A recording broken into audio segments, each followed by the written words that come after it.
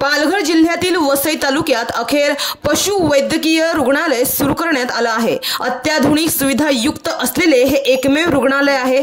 तर यामुळे प्राणीप्रेमींना मात्र मोठा दिलासा मिळाला आहे। मागील 4 वर्षापासून रखडलेल्या या पशुवैद्यकीय रुग्णालयाचे काम अखेर पूर्ण झालं आहे।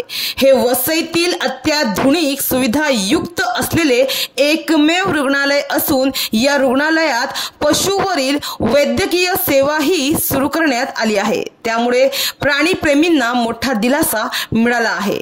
वसई विरार शहरात एकही शासकीय पशुवैद्यकीय रुग्णालय नसल्याने जखमी पशूंना उपचारासाठी दुसऱ्या ठिकाणी घेऊन जावे लागत होते। वसई शहरात मोठ्या प्रमाणात विविध प्रकारचे पशु प्राणी आहेत। काही वेळा पशु आजारी पडतात तर काही वेळा रस्त्यांवर वाहनांच्या धडका लागून व अन्य कारणांमुळे जखमी होतात। अशा वेळी जवळच्या भागात रुग्णालय नसल्याने नागरिकांना पशूंना घेऊन नवी मुंबई यासह इतर ठिकाणी उपचारासाठी न्यावे लागत होते। त्यामुळे त्यांची चांगलीच परवड होत होती। वसईत पशुवैद्यकीय शासकीय रुग्णालय उभारण्यात यावे अशी मागणी प्राणीप्रेमींनी सातत्याने केली होती। तसेच माध्यमांनी याबाबत सातत्याने वृत्त प्रसारित करून पशुवैद्यकीय रुग्णालयाचा मुद्दा लावून धरला होता। त्यानुसार वसई पश्चिमेच्या सांडोर येथे पशुवैद्यकीय सर्व चिकित्सालय उभारण्याचा निर्णय घेण्यात आला।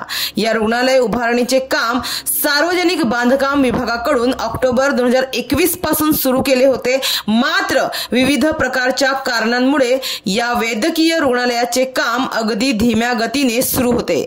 मात्र अखेर हे काम सार्वजनिक बांधकाम विभागाने पूर्ण करून पशुवैद्यकीय विभागाकडे हस्तांतरण केलं आहे। तर उभारण्यात आलेले हे रुग्णालय 6800 चौरस फुटांचे असून यासाठी सुमारे 3.5 कोटीहून अधिकचा निधी खर्च करण्यात आला आहे। वसईतील हे सर्वात मोठे एकमेव पशुवैद्यकीय रुग्णालय असून त्यात पशुवरील उपचारही सुरू करण्यात आले आहे। पशु उपचार सुरू झाल्याने पशुप्रेमींना व शेतकऱ्यांना मोठा दिलासा मिळाला आहे।